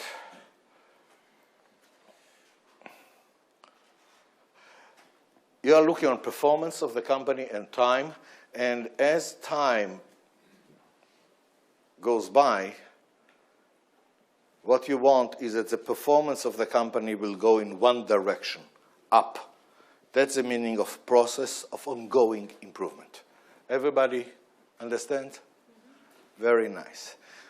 What I recognized very early on is that actually, under that definition, there are two conceptually different paths. What we call today the green and the red. Both of them are process of ongoing improvement. What's the difference? The difference is that in the red, the absolute improvement per interval of time goes up, and that's why you get exponential growth. And in the green, the absolute improvement per period of time goes down, and that's why you are reaching more and more diminishing returns. Is it understood? Yes or no? Now look on it. When I approached crowds and I have asked, ladies and gentlemen, which curve, the green or the red, looks more realistic to you? What do you think was the overwhelming answer? Which one is looking more realistic to people? The green. The minute that I started to realize to what extent people are stopped to focus and not putting their efforts, to capitalize on the competitive edge that's already done, even though the constraint is in the market, I started to push with all my might on the red, and I was condemning the green. Condemning the green. First of all, I've showed what do you mean by the red is not realistic. For example, did you ever see a company that grows by 3% per year, year after year after year? Have you seen such thing? Yeah. Hello? Many. As a matter of fact, if you're a publicly traded company, the demand from you is to grow by minimum the growth of the world economy, which is about 5% plus. Now, look, 3% per year even means that every year the absolute amount becomes bigger, which means if you plot the curve of a company that grows 3% per year, what you get is the red curve, not the green curve. So why the hell do you say that it's unrealistic? For small companies and big companies, same thing. And by the way, look on the biggest one, China. What is the growth of the GDP of China in the last 30 years? 10% a year. Year after year after year, you plot the GDP of China, and you see the exponent. So what do you mean unrealistic? But I was going out of my way to condemn the green curve. For me, the green curve was, and I've said it so many times, the green curve is not poogie, it's stagnating on a higher level. That was probably my biggest mistake. Ladies and gentlemen, ask yourself, how come that even though people are seeing the red curve in companies, as a matter of fact, I got the green curve is realistic from presidents of companies that have the red curve. What's so attractive about the green? And the minute that you really start to answer that, you start to realize these are not one graph, this is two graphs. Because when you're talking about performance, there are two different types of performance, and you need them both. One is called stability, and the other one is called growth. Hello? Financial growth. And as a matter of fact, when you do the analysis, and remember what I've told you about the sustain element, okay, you start to realize that if you do not put the mechanisms for stability, growth collapse. And if you don't have growth, you don't have stability as well because of the competition. Basically, you must demand the red curve in the financial performance. You must demand the green curve in the stability performance, every aspect of stability. more than that, when I start to analyze it more, I understood that this phenomena that I was trying to hide at the beginning of these graphs is not a fluke. Have you noticed that at the beginning the green grows much faster than the red? Correct. And that's how implementations of TOC goes. The first actions improve the profitability, but they improve by far more the stability. And by that, you create the platform for people to jump on the bandwagon and be for the change rather than against the change. So it's a must, as a matter of fact. But much more than that. What I started to realize is that this green curve is mandatory for the red curve and vice versa, but this means that the whole approach to how to implement is different.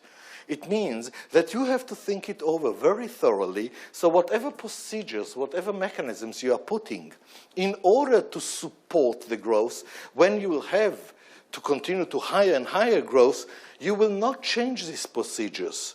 You just have to add on them. That's the meaning of real stability, and there is no end. Now, to focus on that, I've changed the objective, and because of it, I had to change the world, and I've started to talk about ever-flourishing companies. That the objective is not to increase the profit. It's not anymore just making more money. I don't care.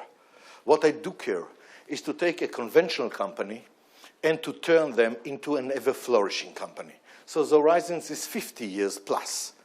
And the whole idea of ever-flourishing company means to embed in the company the culture of how do you go about the delicate balance of the green and the red all the time. And by that you get much more stability than you ever thought, and the performance are going into numbers that nobody has seen before. I'll give you some examples. Because there were companies that, since I've talked about the holistic approach, did listen.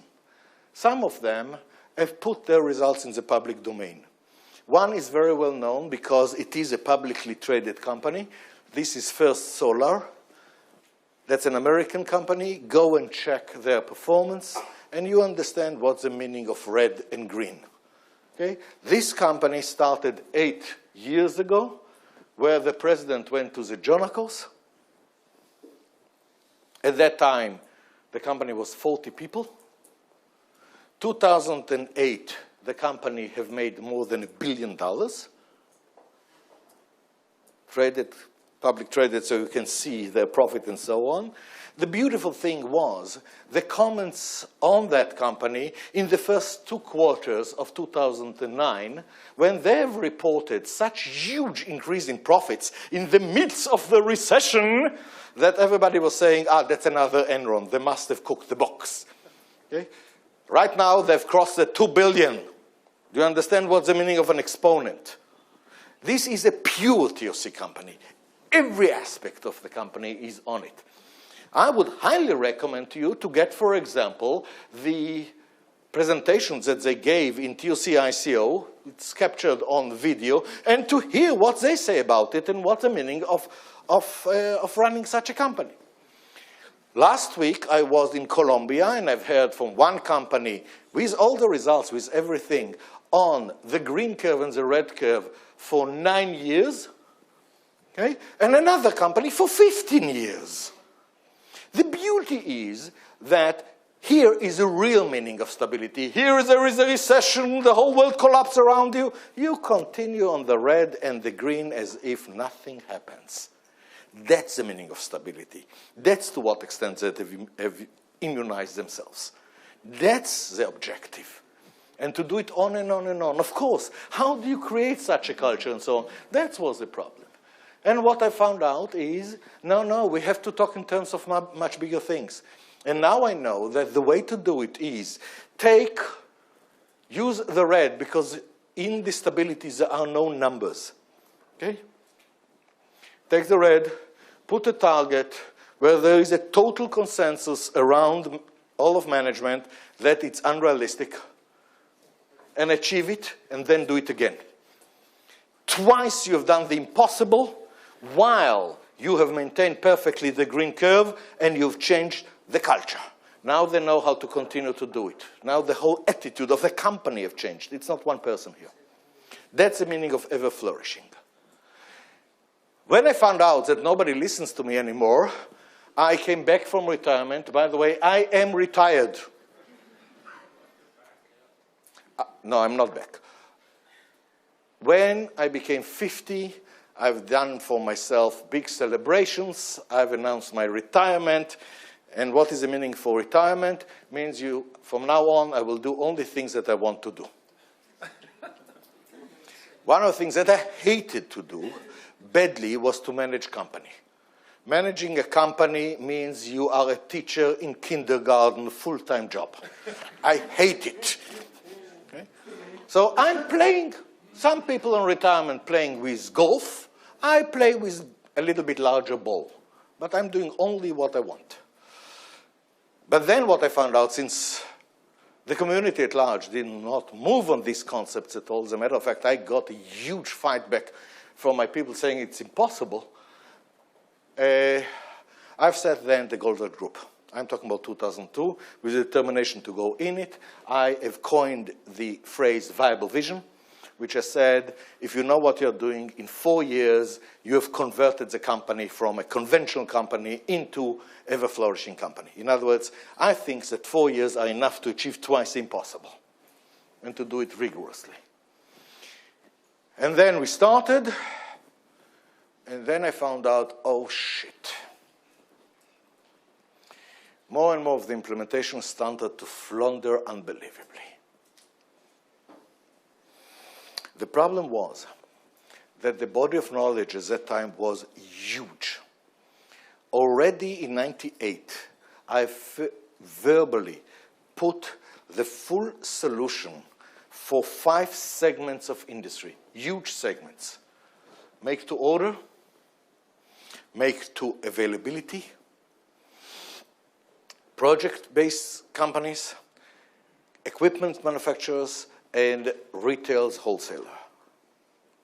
I had the solutions, the full solution of how to go on these curves.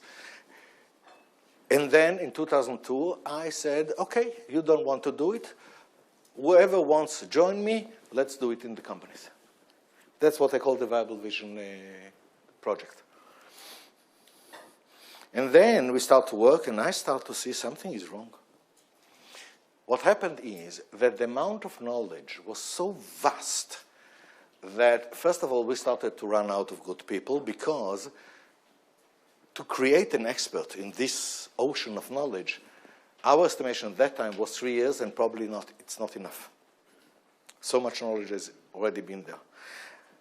But something much worse have happened, which is the amount of knowledge per a single company was so huge that a lot of misunderstanding and misinterpretations have happened, which slowed down the implementation dramatically.